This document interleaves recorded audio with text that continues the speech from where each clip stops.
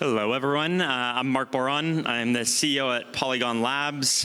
We incubated a project called Katana, which is a DeFi-focused L2 that is focused on deepening liquidity and bringing higher yields. I'm going to talk about Katana a little bit in this context, and specifically the reason this is like a really important topic is because institutions are here, and I don't believe that any blockchain is actually built well for institutions when it comes to stablecoin liquidity in any way whatsoever. Look, the problem is institutions move funds in size. We look at crypto right now, and we think that size exists in crypto, but there is no size in crypto. I think Do Kwon wanted there to be size, and there wasn't size, and that is still true today. The reality is that we're going to see trillions of dollars eventually coming onto blockchains, and we need efficiency, and that doesn't exist. Bottom line, stablecoin liquidity sucks. And I think that we can improve this in a very meaningful way.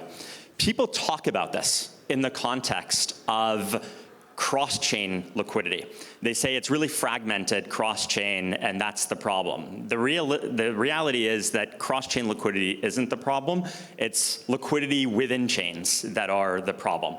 No chain is very well built to handle liquidity in a concentrated way. I'll give you an example. So not naming a blockchain here, not naming a DEX here, but this is an example of a blockchain, one of the bigger ones out there, and you're talking about USDC, USDT liquidity. And what you see is that you have two different DEXs on this chain. By the way, this is just a little portion of it. There's plenty more DEXs on this chain because there's often 20 or 30 DEXs on a chain. And what you have is you have about $26 million of liquidity of USDC, USDT on one of these chains, one of these DEXs. And then you have about $21 million of liquidity in the other one. That's approximately $47 million of liquidity.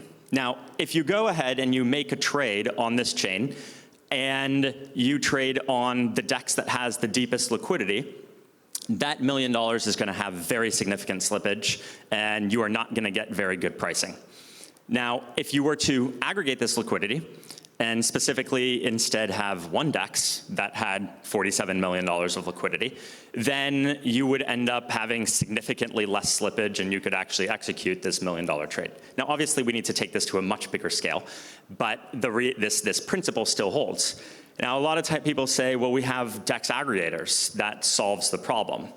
It doesn't actually solve the problem. It makes it better, but it doesn't change the fact that you are still limited by the liquidity in any one pool when it comes to how much slippage you're going to have, regardless of whether you optimize the route that you go through. The solution is just concentrate liquidity. Pretty straightforward, except you haven't seen anyone actually trying to do this other than Katana. Now, how do you actually do this? The answer is you need to be opinionated.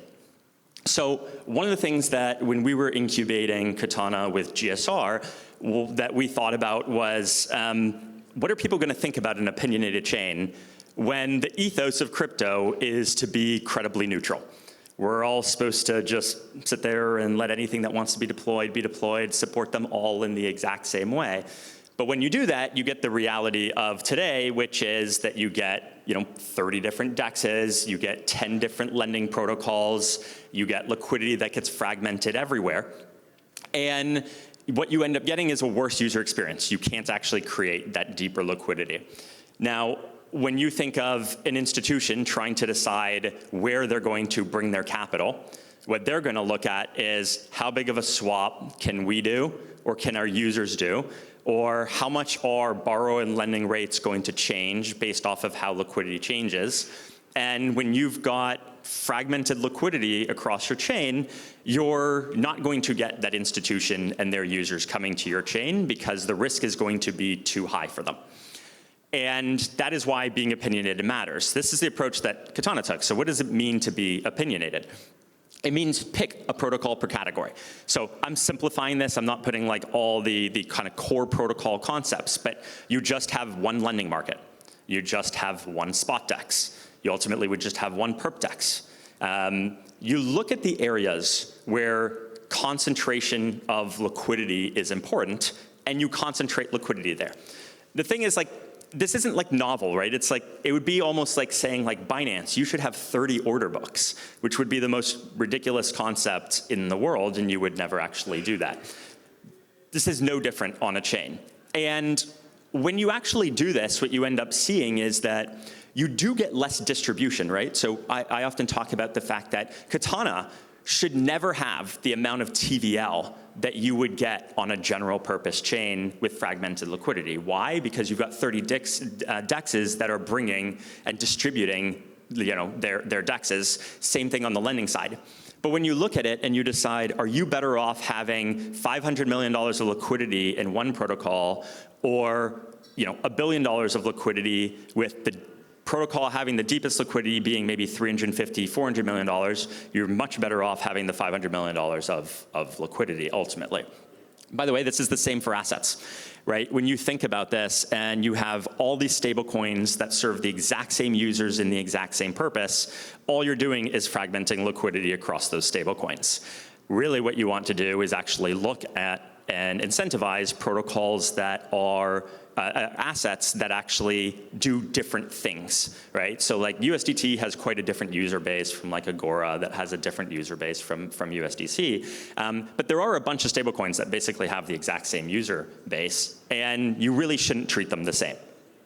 Now, that is really the fundamentals of how it is that you concentrate liquidity in a way that institutions are going to accept. But I think there's more to it than that, right? When like you look at what yields actually look like in crypto, they are unsustainable.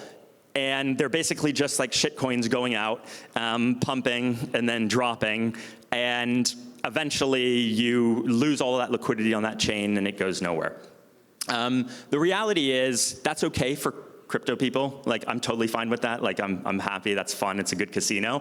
But when you're talking about institutions who want to offer or receive yields and offer yields to their users, they don't want to see that.